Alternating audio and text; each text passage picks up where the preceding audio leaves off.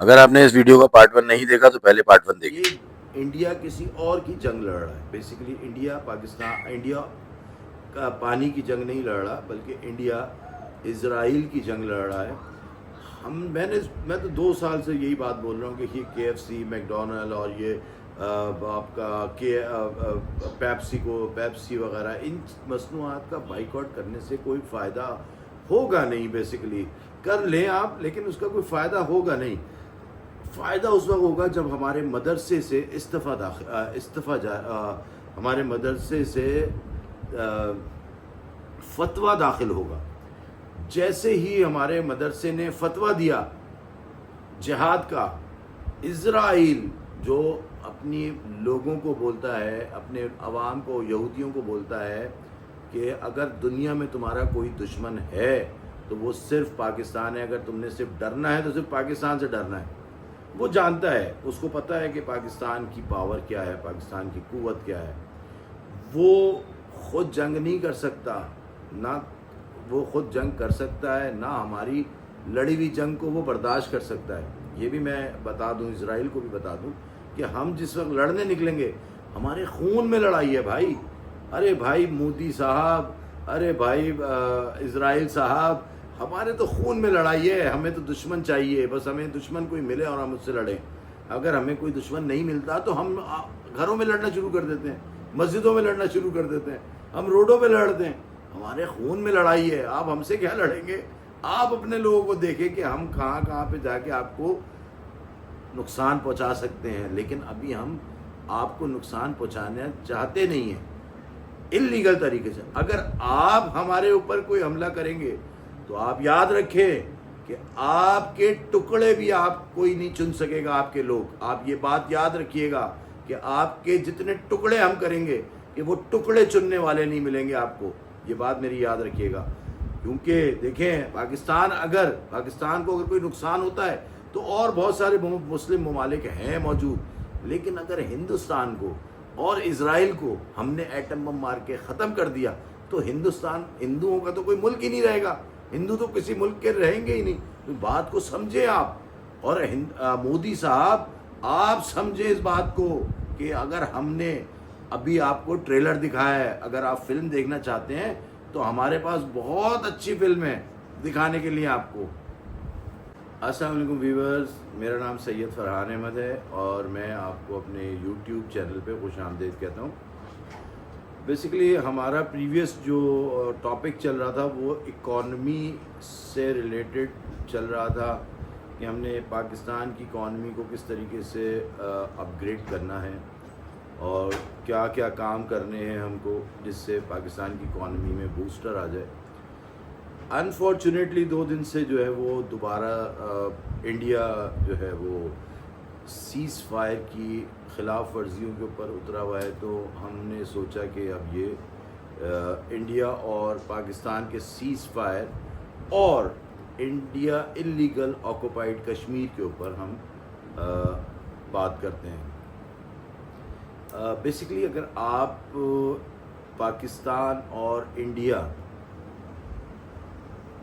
کے وجود کی اگر آپ بات کرتے ہیں تو جیسے کہ اللہ تعالیٰ قرآن شریف میں فرماتے ہیں کہ کوئی مرض ایسا نہیں ہے جس کی دوا میں نے پہلے نہیں بنائی. پہلے اللہ نے دوائی بنائی ہے اور اس کے بعد مرض بنایا ہے. اب اسی طریقے سے اگر ہم دیکھیں تو پاکستان 14 اگست 1947 کو وجود میں آیا اور مرض ہندوستان جو ہے وہ 15 اگست کو وجود میں آیا. مرض کی دوائی پہلے بنا لی تھی ہم نے، اللہ تعالیٰ نے. تو اور پھر اس کے 1 سال کے بعد ایک اور مرض وجود میں آیا جس کو اسرائیل کہتے ہیں ہم. پاکستان 47 میں آیا 14 اگست 1947 کو، انڈیا 15 اگست 1947 کو آیا اور اسرائیل جو ہے اس کی ڈیٹ آف برتھ تو مجھے یاد نہیں ہے لیکن ایئر آف برتھ پتہ ہے 48 ہے. تو مرض، یہ دونوں مرض اللہ تعالیٰ نے بعد میں بنائے، پہلے اس کا اللہ تعالیٰ نے اس کی دوائی بنا دی. بیسیکلی پاکستان جب الگ ہوا اور پاکستان ایک اسلامک جمہوری دو نظریے کے اوپر بنایا گیا، دو قومی نظریوں کے اوپر پاکستان وجود میں آیا ہے. اور جب پاکستان بھارت سے الگ ہوا، پاکستان اپنا الگ سے ایک ملک بنا، تو آپ اپنی پوری دنیا کے اندر اتنی بڑی مائیگریشن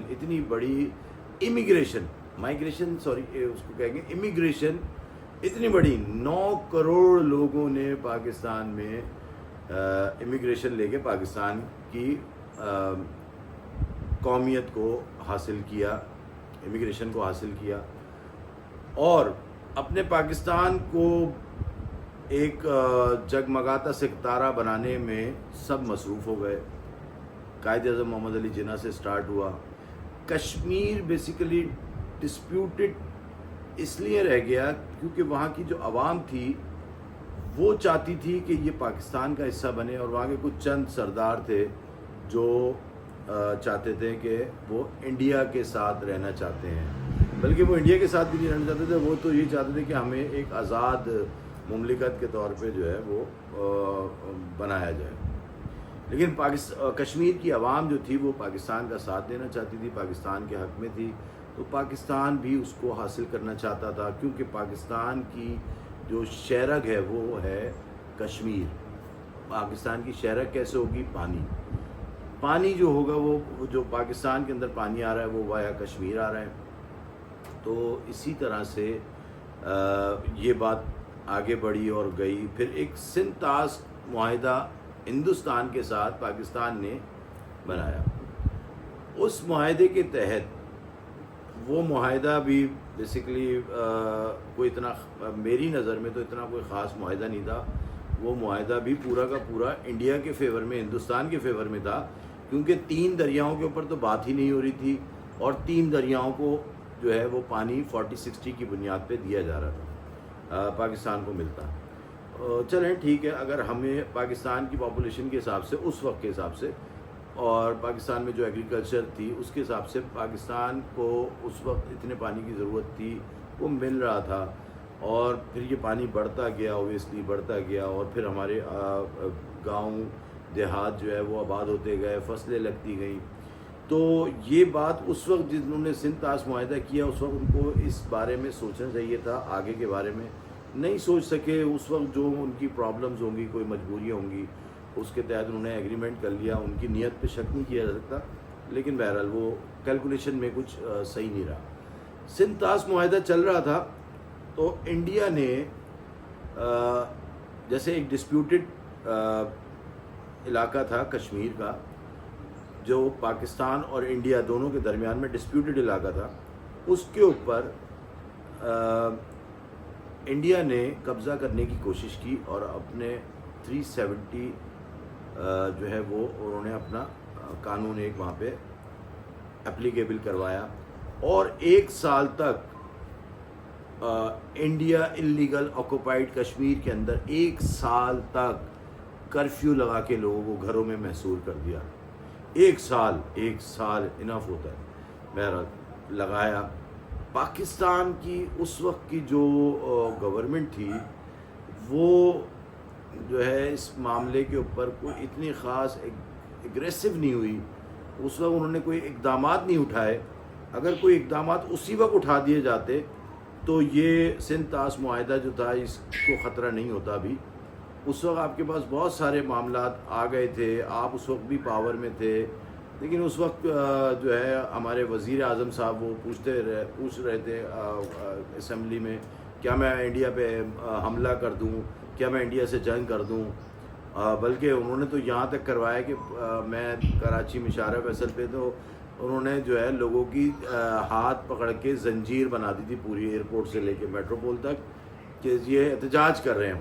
مطلب آپ کے علاقے میں آ کے کوئی گھس جائے اور آپ جو ہے اس کا احتجاج اپنے ہی روڈوں کے اوپر کھڑے ہو کے کر رہے ہیں، یہ کوئی کانسیپٹ میری سمجھ میں نہیں آیا. پھر دوسرا احتجاج انہوں نے جا کے اقوام متحدہ میں تقریر کر دی.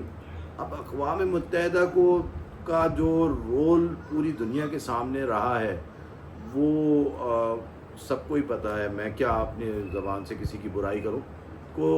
کوئی تقریر کرنے کا کوئی فائدہ پچھلے وزیر اعظم کو بھی نہیں پہنچا.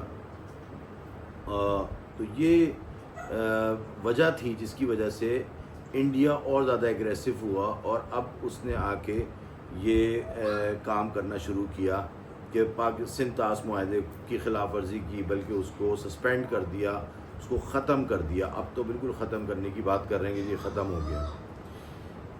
تو اگر اس کو انڈیا کو ہم اسی وقت وہ جو جن کو موصوف کا پائلٹ کو ایک کو چائے پلائی تھی اور چائے پلا کے انہوں نے بولا تھا ٹی واز فینٹاسٹک، تو وہ ان کو اس وقت مانگنے دیتے، انڈیا ہم سے مانگتا اپنا پائلٹ، پھر ہم سوچتے کہ ہم نے دینا ہے یا نہیں دینا. تو جنگی قیدی تھا، اس نے آ کے بمبارڈمنٹ کرنے آیا تھا یہاں پہ، آپ کے پائلٹس نے اس کو بڑی بہادری سے اور بڑی ہمت سے اس کو جو ہے زمین پہ اتار دیا تھا، اور اتار کے جو ہے اس کو اریسٹ کر لیا تھا. لوگوں نے تو اس کی کافی پٹائی بھی دھلائی بھی کی تھی وہاں پر، مگر فورسز نے، یہی فورسز نے اس کو بچایا اور اس کو بچا کے لے کے گئے. اس کا سارا ٹریٹمنٹ وغیرہ کروا کر اس کو جو ہے چائے پلا کے اس کو واپس انڈیا کے حوالے کر دیا انہوں نے. یہ بہت بڑی غلطی تھی ہمارے پریویس پرائم منسٹر کی، بہت بڑی غلطی تھی. تو اگر ہم واپس نہیں کرتے اور ان کو مانگنے دیتے، اور وہ مانگنے کے بعد ہم بھی اپنے کچھ قیدیوں کو چھڑوا لیتے، تو وہ اور بھی زیادہ اچھا ہو جاتا جو اب ہو رہا ہے. لیکن جب آپ نے ان کو موقع دیا اور آپ نے میرے اگر میں اس اپنے تجزیے کی بات کروں تو میرے تجزیے کے مطابق یہ انڈیا کسی اور کی جنگ لڑ رہا ہے. بیسیکلی انڈیا کا پانی کی جنگ نہیں لڑ رہا، بلکہ انڈیا اسرائیل کی جنگ لڑ رہا ہے. میں تو 2 سال سے یہی بات بول رہا ہوں کہ یہ KFC، میک ڈونلڈ اور یہ آپ کا پیپسی وغیرہ، ان مصنوعات کا بائیکاٹ کرنے سے کوئی فائدہ ہوگا نہیں. بیسیکلی کر لیں آپ، لیکن اس کا کوئی فائدہ ہوگا نہیں.